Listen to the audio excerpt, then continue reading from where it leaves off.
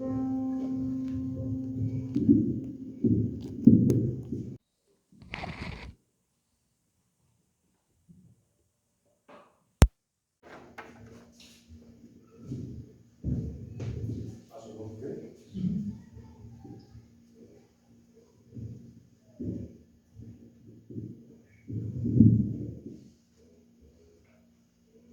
quero ser um vaso novo, que não seja apenas palavras jogadas ao ar aí, mas um desejo do coração de fato e de verdade. Ok? Façamos isso.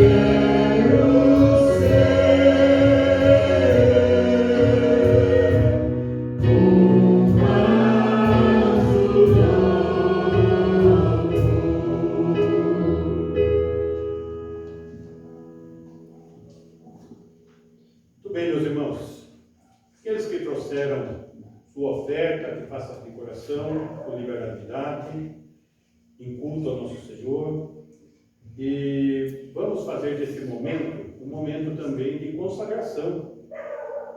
Vamos cantar agora, buscar primeiro o reino de Deus. Possamos estar buscando de fato isso em nossas vidas, colocando Deus em primeiro lugar, né? Vamos estar entoando então Mateus 6,33.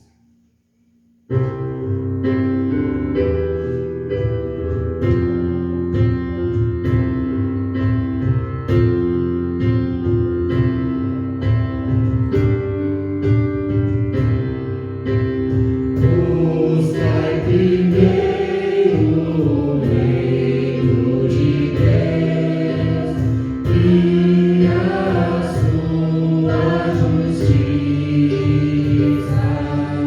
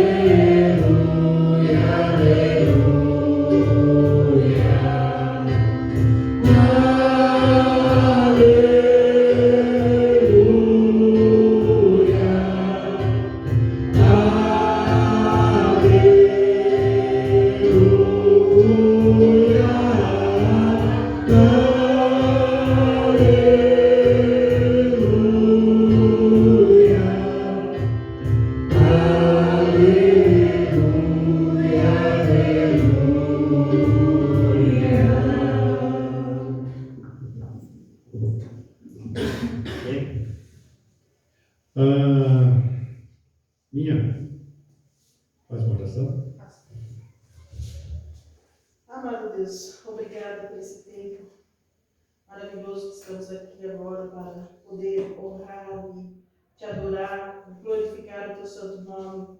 E também, ó Pai, ouvir da tua palavra, Senhor Deus, ser como o pastor Davi, trazendo essa mensagem que venha do Senhor, ó Pai.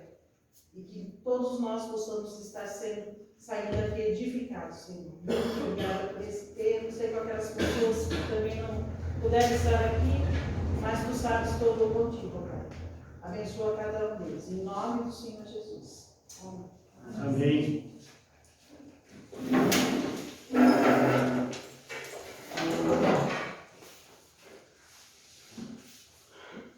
Nós vamos ter alguns textos a serem abordados. Nós vamos começar por 1 Timóteo. Abra suas Bíblias em 1 Timóteo.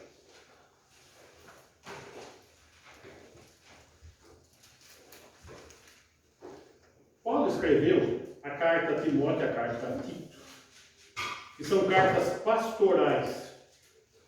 Ou seja, ele está apresentando princípios para o cuidado pastoral, para Timóteo e para Tito. E ele vai falar sobre esse cuidado com as igrejas e as qualificações dos ministros da igreja. Qual que é o tema da carta de Timóteo? O tema é esse aqui, Timóteo 3,15. Como se deve proceder na casa de Deus, que é a igreja do Deus vivo. É a conduta do crente. Como nós devemos nos conduzir no culto, na adoração.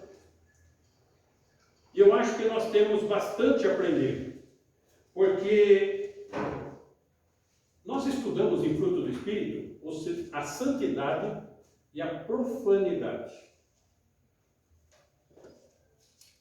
Mas profanidade é quando você faz algo que é voltado para Deus como algo comum. E as coisas para Deus não são coisas comuns. O proceder na casa de Deus, que é a igreja do Deus vivo. Então, nós não podemos ter atitudes profanas. Isso envolve várias coisas. Envolve como conduzir a igreja. Envolve quem é responsável pelo quê? Quem é responsável por oração na igreja? Quem é responsável por pregação na igreja? Quem é responsável pelo conduzir? Como se devemos nos apresentar diante de Deus? Eu acho que não devemos ter extremos, mas devemos ter conduta. Muitas vezes, nós vemos aí fora uma exigência comportamental. Então, se você vai no fórum, eles exigem que você entre lá devidamente trajado. Eu acho que não precisa de exageros, mas também não precisa de exagero no contrário. Tá? Não precisa vir de terno, gravata, colete, todo aparentado. Como também não precisa vir como se estivesse indo no clube. Precisamos ter um intermediário. E aonde está o intermediário? O proceder na casa de Deus, a igreja do Deus vivo. Como me apresentar na igreja? E aí, vai ter todas essas orientações que o apóstolo Paulo está dando para Timóteo. Agora, por que Paulo está dando para Timóteo? Lembra das viagens missionárias de Paulo? Ele vem da Macedônia, passa para o lado de Éfeso. Lá em Éfeso, ele inicia a igreja, fica lá 2, quase 3 anos, treina uma liderança, prepara essa igreja para se conduzir e segue. E a igreja vai seguindo. Passaram-se alguns anos, talvez uns 10 anos, e aquela liderança que foi estabelecida havia se dissipado. Daí ele envia Timóteo lá para orientar novos líderes, para levantar nova liderança. Agora, por que se dissipou a liderança?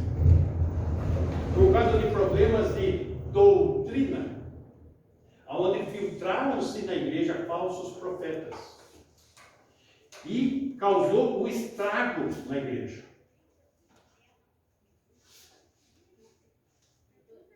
O foco mudou. Não se proclamava mais o evangelho. As coisas, as pregações eram em torno das pessoas, de humanismo, e não de se ganhar as pessoas. Então foi necessário o quê? A necessidade de se defender a fé. Isso que vai estar trabalhando o capítulo 1 que nós vamos estar observando hoje. Para que o proceder na casa de Deus e a igreja do Deus vivo possa seguir de maneira correta, a vida da igreja precisa ser marcada. 3 aspectos.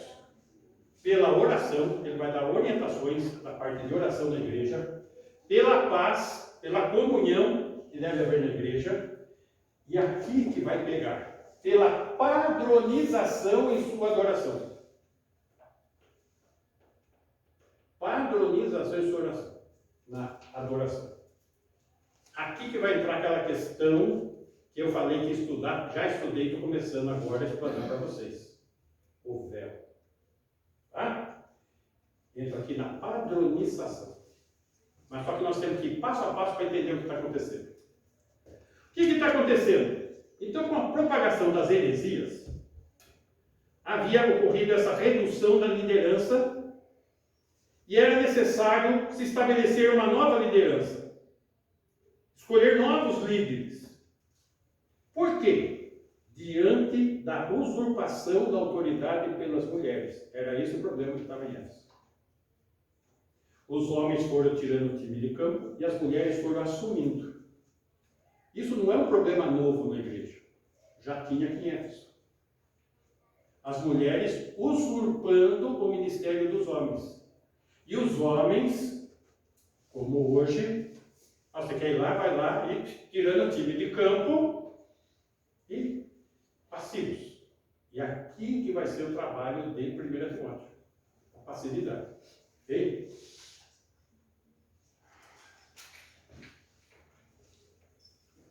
Só que isso gerou um certo desânimo em Timóteo. Imagina só, Timóteo, assim mais jovem, a tarefa era monumental para ele. Como que eu vou realizar isso? Vamos lá. Capítulo 1, versículo 1. Paulo, apóstolo de Cristo Jesus, pelo mandato de Deus, nosso Salvador, e de Cristo Jesus, nossa esperança. Observe só. Deixa eu abaixar aqui antes que dê problema esse negócio aqui, esqueci.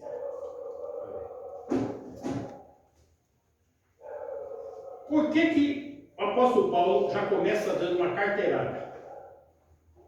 Paulo, apóstolo.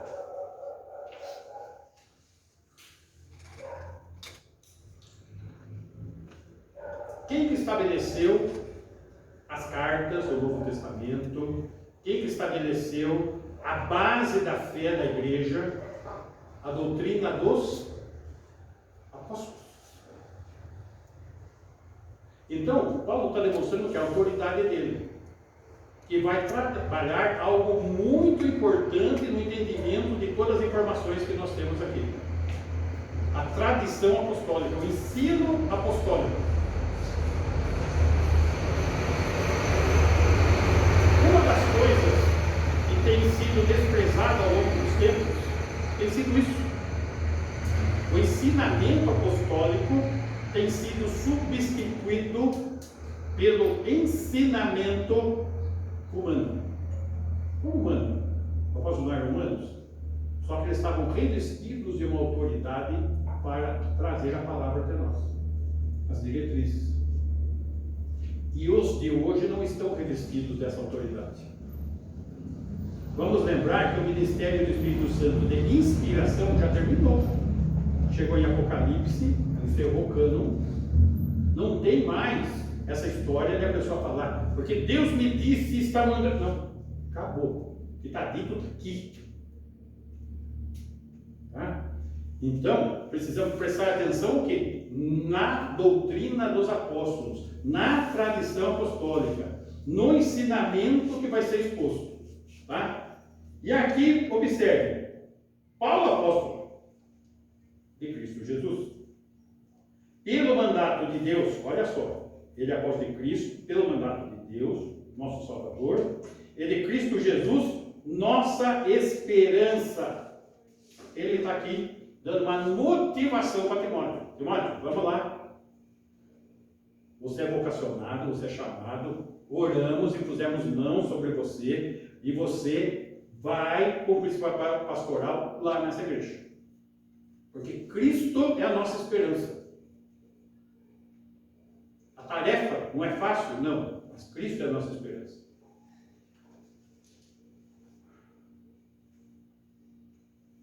Quando nós chegarmos nas virtudes dos líderes, nós vamos perceber que a tarefa monumental do Timóteo, e não só para o Timóteo, é monumental para a igreja hoje. Como levantar líderes com as características necessárias para esses líderes. Isso pode desanimar. Puxa, mas a igreja é difícil. Sabe por que é difícil a igreja, gente? Porque é cheio de pecador. Cheio de problema. E se nós não tivermos convicção do nosso chamado, do estarmos aqui, nós não vamos cumprir esse papel. Vamos proceder na casa de Deus, que é a igreja do Deus vivo. Então nós temos que nos adequar aqui, aquilo que está revelado na palavra, aquilo que está determinado a seguirmos. Tá? Muito bem. Versículo 2. A Timóteo, verdadeiro filho na fé, graça, misericórdia e paz, da parte de Deus Pai e de Cristo Jesus, nosso Senhor. Graça, misericórdia e paz. De um filho na fé. Imagina só, Paulo evangelizou, trabalhou com a vida de Timóteo, agora envia Timóteo para uma tarefa tão difícil como essa.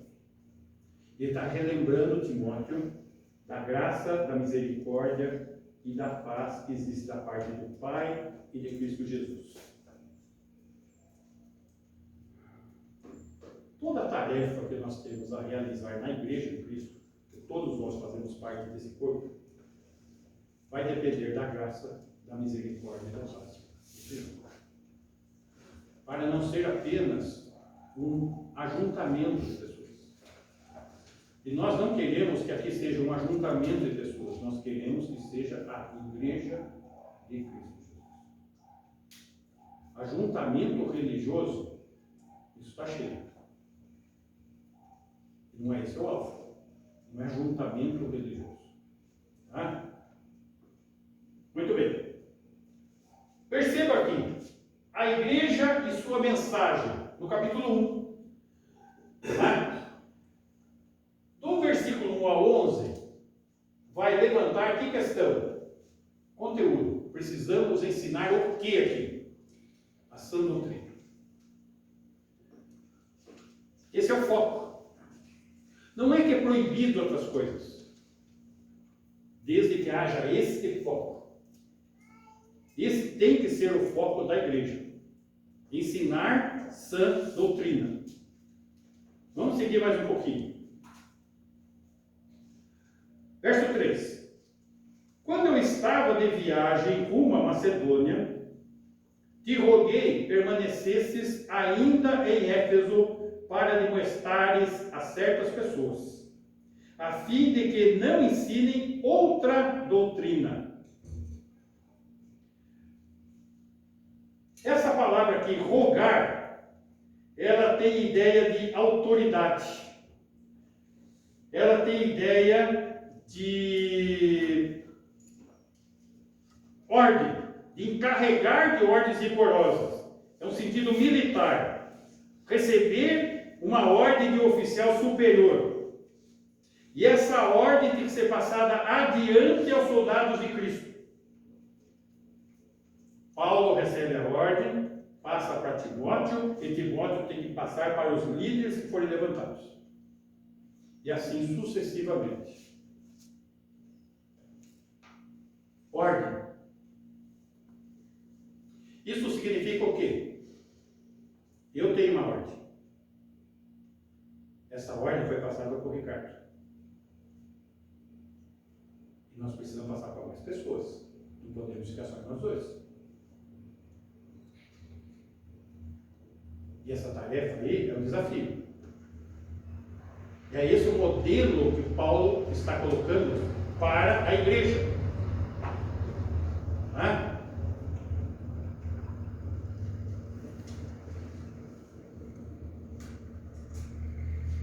E aqui nós estamos então diante da gravidade do problema, aonde a razão pelas quais os obreiros devem continuar trabalhando, a primeira é porque existem falsos profetas. Essa questão de falsos profetas é um negócio muito sério para a nossa época, porque existe uma atitude sindical entre os pastores. Eles protegem uns aos outros. Certa vez, eu estava iniciando o meu ministério, e foi a época que eu estava sem fonte de renda. E eu analisei a situação, falei, não, olha, vamos fazer o seguinte, pessoal. Só um complemento de renda já resolve, um salário mínimo. Precisa ver como teve o pastor Cachorro. Eu ter pedido um salário mínimo. Escuta, você é um péssimo exemplo para a categoria. Você está pondo lá embaixo a valorização do trabalho pastoral. Será que é essa a perspectiva que nós devemos ter? Quando você vai afrontar um pastor, não, você tem que defender a categoria. Defender a categoria para sindicato. Defender a categoria. Só que aqui, Paulo está mandando Timóteo combater os falsos profetas. Não é porque a pessoa recebeu um título ou criou um título para si próprio que tem que ser, não, precisamos, principalmente nos dias de hoje, porque esse negócio de respeitar, né? Não, você tem que respeitar os outros, tem que respeitar, e esse negócio de respeito, você tem que respeitar o que ele fala, mesmo que seja uma heresia, mesmo que seja algo antibíblico, que seja um absurdo. Não é possível esse politicamente correto diante da Escritura. Nós temos que ter posição firme e definida, com a sã doutrina.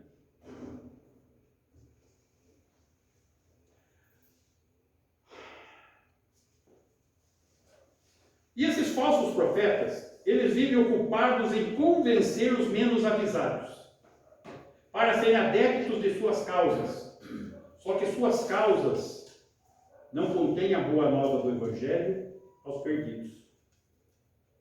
Não tem pregação, não tem boas novas, não tem doutrina, não tem Evangelho, não tem proclamação do Evangelho.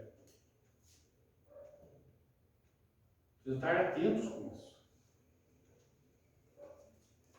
Eu nunca vi, no ritmo e no tamanho das coisas hoje, você chegar para algumas pessoas, escuta, então vamos falar do Evangelho. Não, mas eu nunca ouvi isso desse jeito, não. É o jeito que está aqui na Bíblia. É o jeito que está na Bíblia. Que tem que ser falado por quem? O proceder na casa de Deus. Essa doutrina e proclamação do Evangelho. Aqui nós temos várias diretrizes para a nossa igreja e diretrizes para as pessoas da nossa igreja. Nós vamos ter que verificar a ação de cada um e como deve ser isso feito.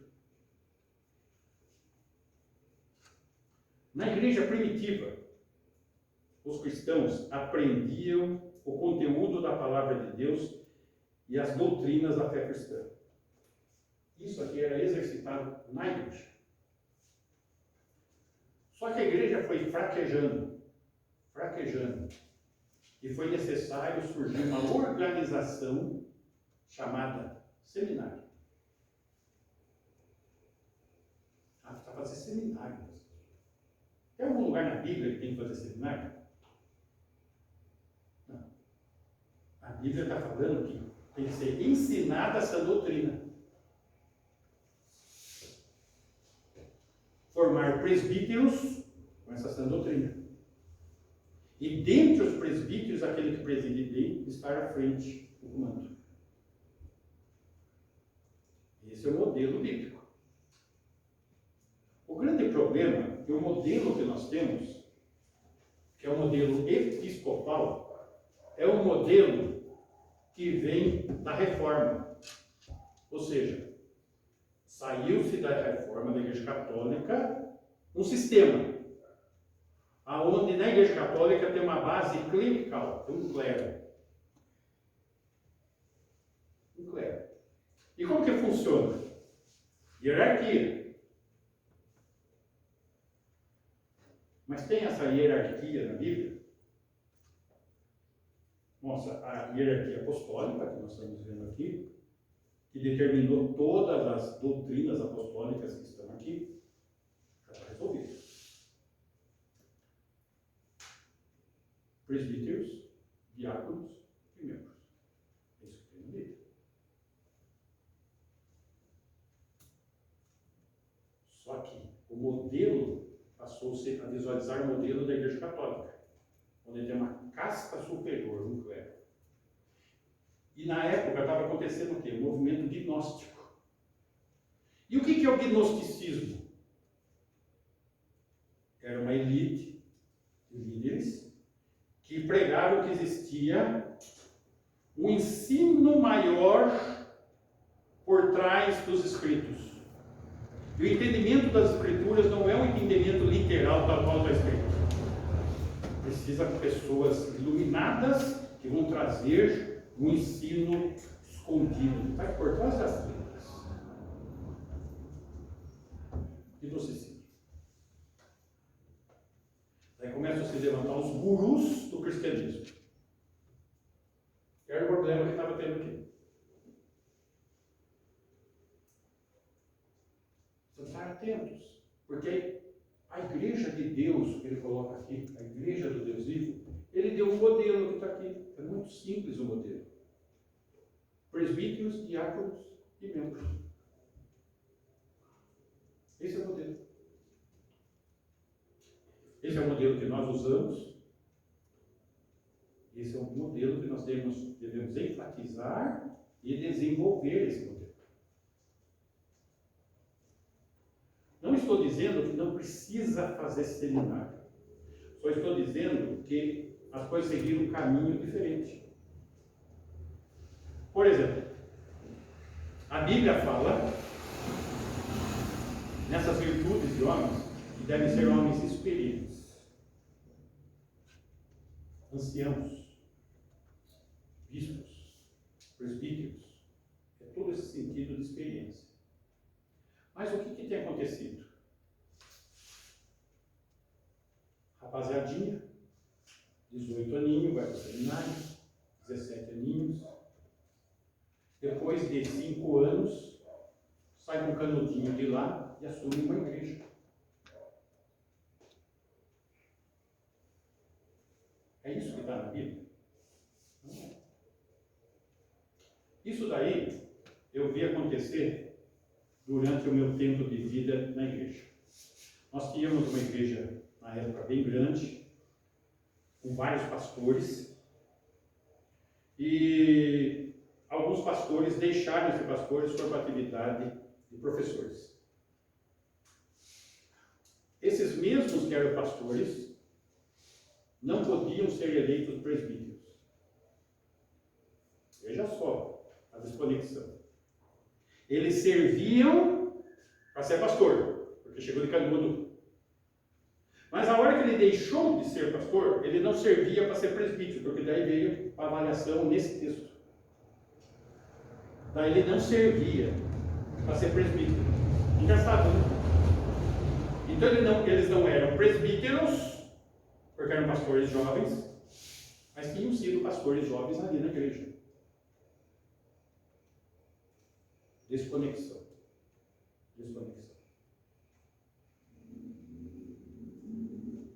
Mas, vamos seguir um pouco mais a leitura. Versículo 4. Nem se ocupem com fábulas e genealogias sem fim, que antes promovem discussões do que o serviço de Deus na fé. Então, genealogias aqui são histórias extravagantes,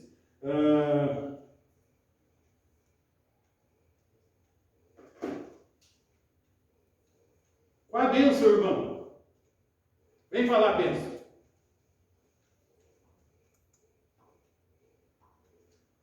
E os cultos não saem disso. É a bênção. As pregações não saem da próprio testemunho da pessoa, porque eu sou, porque eu fiz, porque alguma coisa assim. E o texto que fala. É essa questão que está sendo. Onde fica a sã doutrina? Onde fica a proclamação do Evangelho? Onde fica a defesa da fé? Sim. Ora, o intuito da presente demonstração visa ao amor que procede de coração puro, de consciência boa e de fé sem hipocrisia. Ou seja, qual que é o resumo da obra aqui? Coração puro, ou seja, com vida interior, comunhão de fato e de verdade. Consciência boa, sem acusação, está tudo ok, tudo acertado, sem hipocrisia, sem máscara. Isso que se resume. Desviando-se algumas pessoas dessas coisas que acabamos de falar, perderam-se em loquacidade frívola. Blá, blá, blá, blá, blá, blá. Loquacidade. Fala-se muito, eloquente. Lembra aquela novela do Odorico Paraguaçu, o Nítico? Ele fazia aqueles discursos com palavras difíceis. Nem ele sabia o que estava falando, mas o povo achava bonito, né? Então, loquacidade frívola. 7. Pretendendo passar por mestres da lei, não compreendendo, todavia, nem o que dizem, nem os assuntos sobre os quais fazem ousadas asseverações. Fala-se sem entendimento nenhum. Ousadia. Sem ele mesmo não está entendendo o que está falando. 8. Sabemos, porém, que a lei é boa. Se alguém dela se utilizar de modo legítimo, tendo em vista que não se promulga a lei para quem é justo, mas para transgressores e rebeldes, irreverentes e pecadores ímpios e profanos, parricidas e matricidas, homicidas. Olha só. Aqui ele vai falar de alguns aspectos da lei, aspectos com relação do homem com relação a Deus e aspectos do homem com relação ao próximo. Então ele está falando de santidade e de justiça dentro do corpo de Cristo, a igreja, onde está demonstrando a ação da lei. A lei é boa. Por quê? Porque ela aponta o pecado. Para o crente, o fim da lei é Cristo. Ele já está justificado. Então é boa para quem? Para pecador. Porque a lei já não nos condena mais, mas condena aqueles que ainda não creram, que estão debaixo da lei. O que crê não está mais.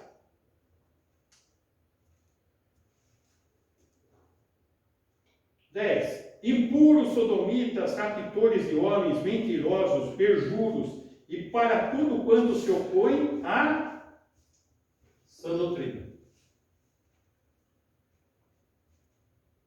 Percebam, para alcançar todas essas pessoas com tantos pecados aqui citados, precisa do quê? O Evangelho. Puxa, mas pessoas que cometeram esses pecados? O Evangelho são boas novas para o pecador condenado por causa do seu pecado. Só que nós precisamos, nós termos convicção e certeza do que cremos. Que é essa doutrina. Para podermos ter conteúdo, para poder defender a fé. Esse é o triângulo da coisa aqui. É assim que a igreja tem que funcionar. Sã doutrina, proclamação do Evangelho e defesa da fé. É o tripé.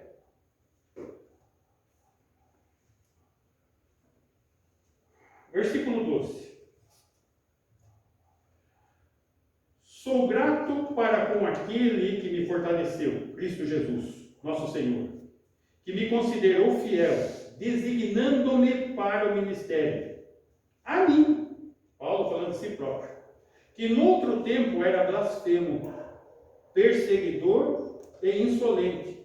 Ele acaba de dar uma lista de pecados possíveis que pessoas possam ter cometido. Notem, pecados duríssimos. Matricida, homicida. E aqui, agora ele chega nele. Tá? No outro tempo eu era blasfemo, perseguidor, insolente. Mas obtive misericórdia, pois fiz na ignorância, na incredulidade. Esse é o ponto. Como que ele foi alcançado? As boas novas do Evangelho, apesar de muito religioso como ele era. Qual era a atitude de Paulo? Recalcitrava.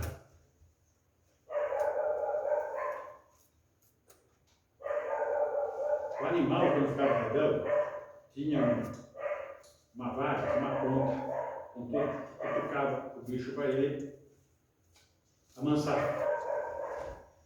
E o bicho bravo dá coice. Recalcitrar é quando o bicho estava dando coice no contalete. E ele está se comparando a isso. Um animal escoiceiro. Esse era o Paulo. O animal dava coice. Olha o que tem o projeto.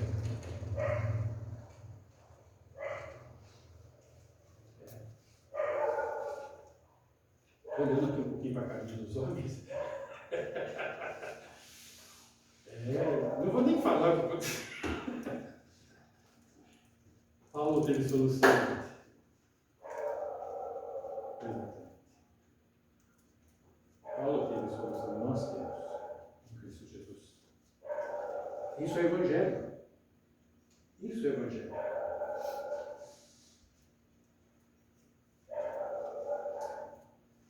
Transbordou, porém, a graça de nosso Senhor com a fé e o amor que é em Cristo Jesus. Isso que transbordou na vida de Paulo. A cada reunião, cada culto, nós pedimos o quê? A superabundante graça de Jesus esteja conosco, não é? Ela é superabundante. Sabe por que ela é superabundante? Porque os nossos pecados são muitos. Precisa ser superabundante. Fiel é a palavra e digna de toda aceitação. Veja só. Ensinar-se a doutrina, o Evangelho. Fiel é a palavra. Se defende a fé. Qual que é a fé?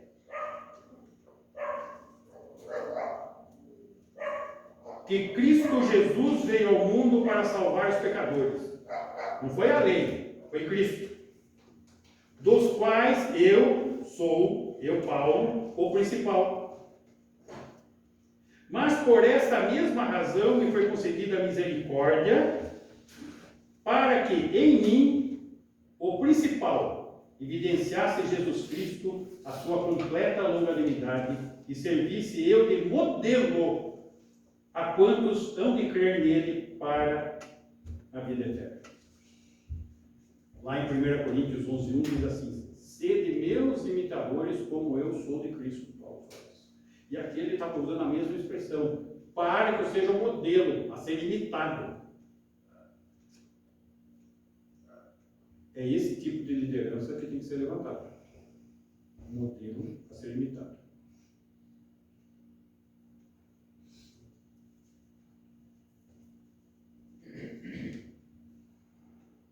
Assim, ao Rei eterno, imortal, invisível, Deus único, honra e glória pelos séculos dos séculos. Amém. Percebam que ele faz uma declaração a respeito de atributos de Deus. Rei eterno, imortal, invisível, Deus único, honra e glória. A glória não está naquele que deve ser o modelo. Está em Deus. Que é capaz de uma tarefa desse tamanho, de fazer pecadores como nós, modelos de cristianismo. Agora, para ser modelo de cristianismo, as coisas ficam difíceis.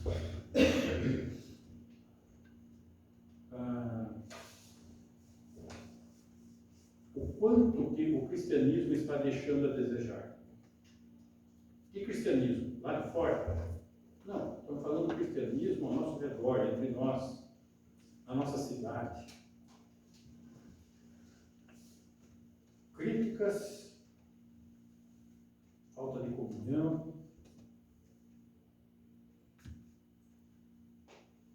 atitudes, uma série de coisas que não estão de acordo com a Escritura, que estão comprometendo a igreja do Deus vivo.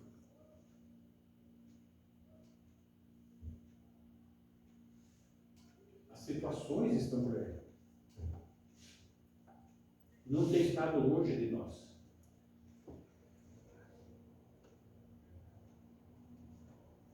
Mas, exatamente por essa igreja de Éfeso, e a carta de Timóteo está escrita para Timóteo em Éfeso.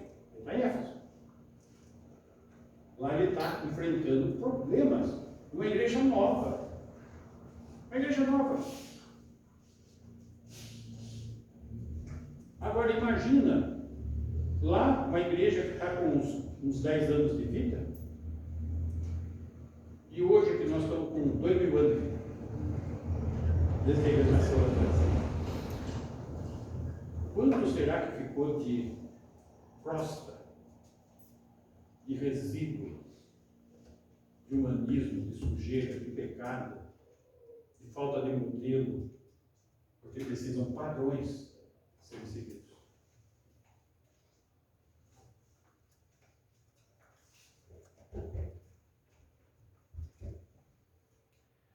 Agora Paulo se dirige a Timóteo, exortando, chamando a atenção de Timóteo. Este é o dever de que te encarrego, ó filho Timóteo, segundo as profecias de que antecipadamente foste objeto. De que profecia está falando? Do chamado dele, da separação dele para servir a Deus. Combate, firmado nelas, o bom combate, mantendo a fé, a boa consciência, porquanto alguns, tendo rejeitado a boa consciência, vieram naufragar na fé. Então, nessa igreja de Éfeso, uma igreja recente, já tinham pessoas, líderes, que estavam naufragando. A gente fica a pergunta do seguinte: se Timóteo precisou chegar lá para levantar novos líderes, o que aconteceu com os outros? Aqui tem o relato de 2 deles. 20. E dentre esses se contam Himeneu e Alexandre, os quais entreguei a Satanás, para serem castigados, a fim de não mais blasfemarem. 2 a gente já sabe, está aqui, entregue a Satanás. Entregue a Satanás não significa, foi para o inferno. Não. Entregue ao território de Satanás. Satanás não é o príncipe deste mundo. A igreja não é o corpo de Cristo que deve proteger os seus membros. Quando uma pessoa entra em disciplina e é excluída do corpo de Cristo, ela foi entregue a Satanás, foi entregue ao território de Satanás. Ele saiu da guarda da igreja. É isso aqui. Esses dois saíram da guarda da igreja. A proteção da igreja. Por quê? Porque a igreja é o corpo de Cristo. Cristo zela pelo corpo de Cristo, zela pelos seus, zela por cada um que foi resgatado. E no caso aqui, Timóteo, ele está sendo o objeto, fosse objeto de escolha de Deus. Deus separou você. Então combate firmado nelas o bom combate, mantendo a fé, a boa consciência.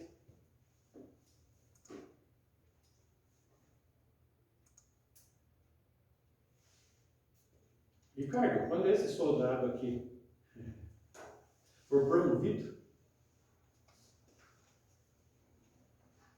o bastão está aí. Quem vai primeiro?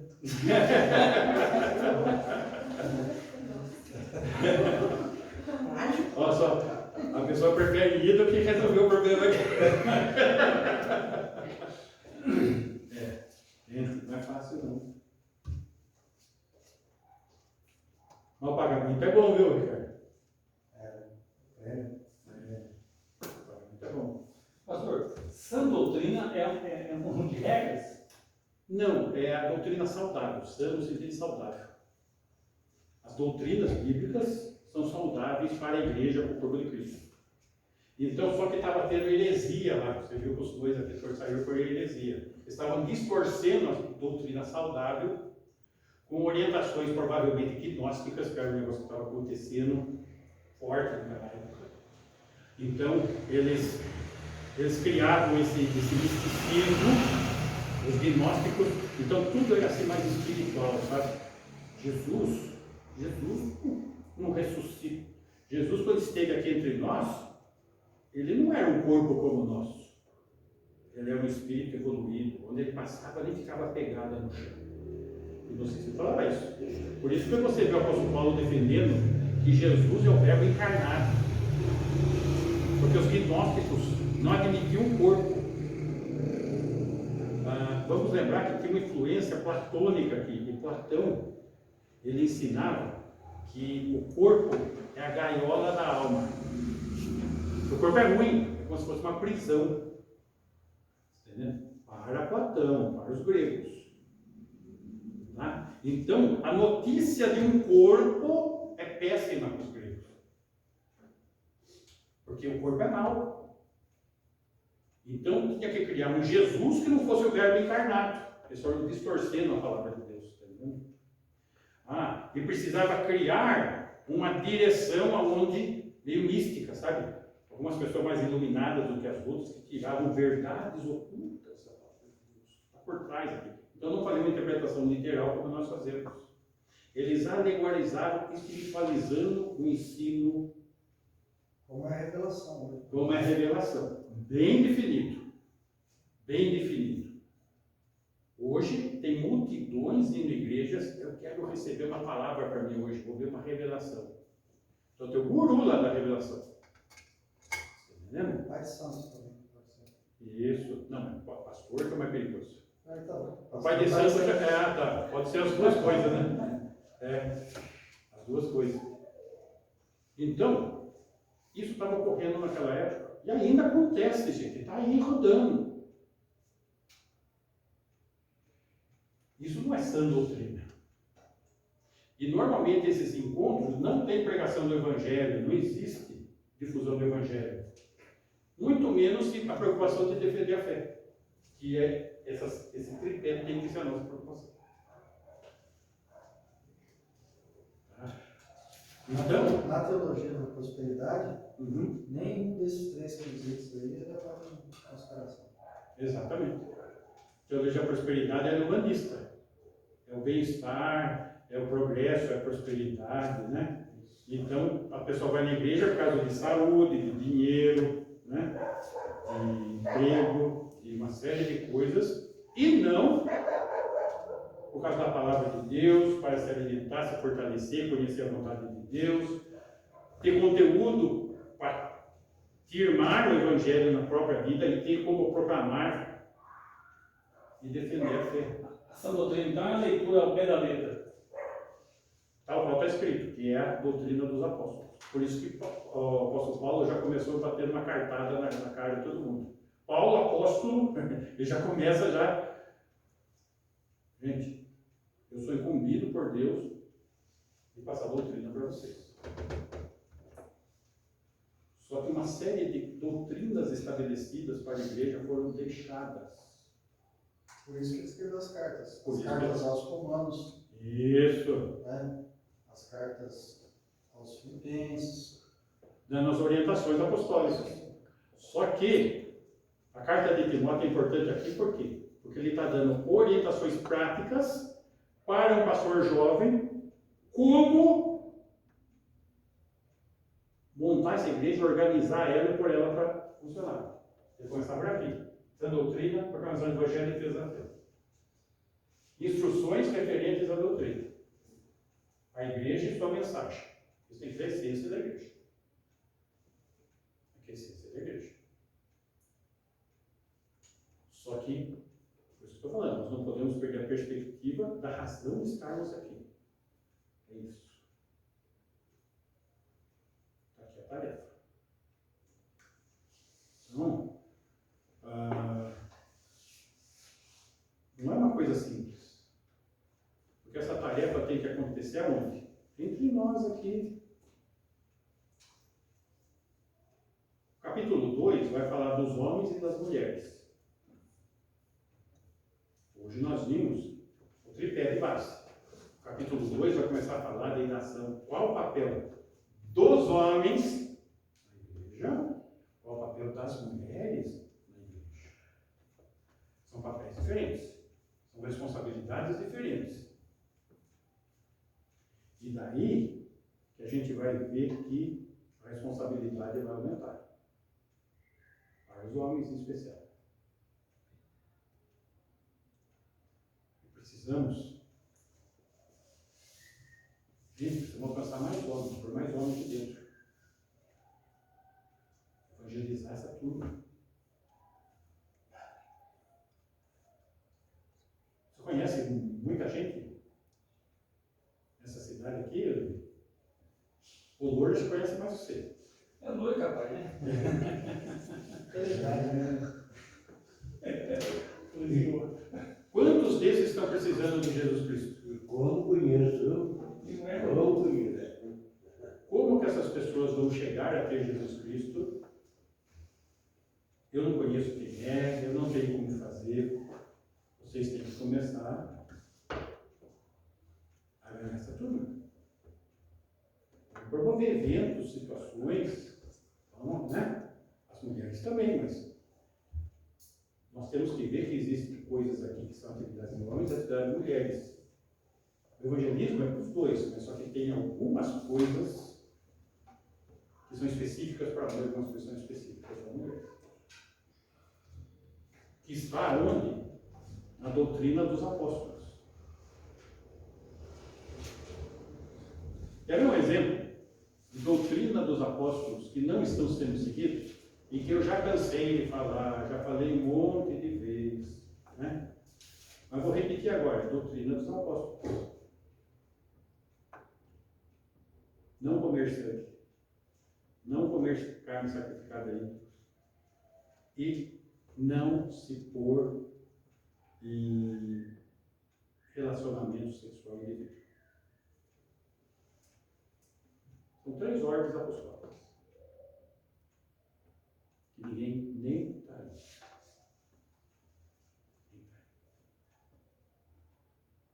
Onde nasceu a doutrina dos apóstolos? Aqui na Escritura. Por isso as cartas. Mas em que livro? Todas as cartas. Todos? Ensinamento apostólico. Todas as cartas.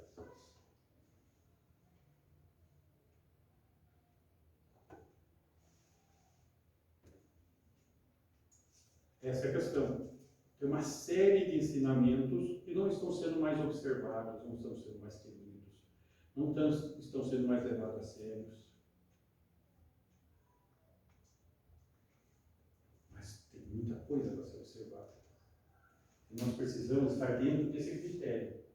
Como deve ser o proceder na casa de Deus? É uma preocupação, gente, que tem que ser levada a sério. Como que é o proceder aqui?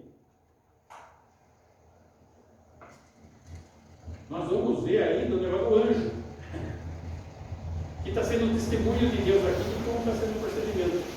E aí? A igreja de Deus.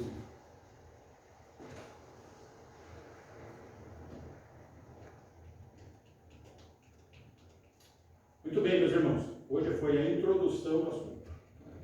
Nós vamos começar a trabalhar no capítulo 2, e daí a coisa vai dispersar para outros textos, outras bases apostólicas, inclusive para alguns ensinamentos lá do início que Deus estabeleceu. Bem?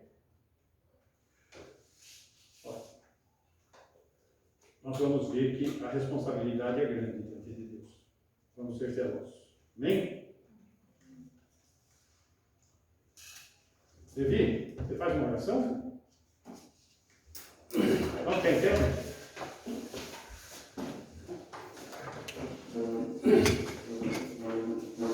Nosso Deus, Deus Pai, somos gratos a Deus. E podemos, Deus, ouvir a Tua palavra. Nós temos liberdade ainda de ouvir a Tua palavra. Queremos te agradecer pelo dia que tivemos, pela semana que se iniciou, Deus. Esteja nos dando por direção durante o resto da semana. Possamos ser melhores cristãos, Deus. Possamos, Deus, ter a preocupação, Deus, levar o Evangelho a quem nos rodeia. Nos ajude durante a semana e nos ajude com essa missão.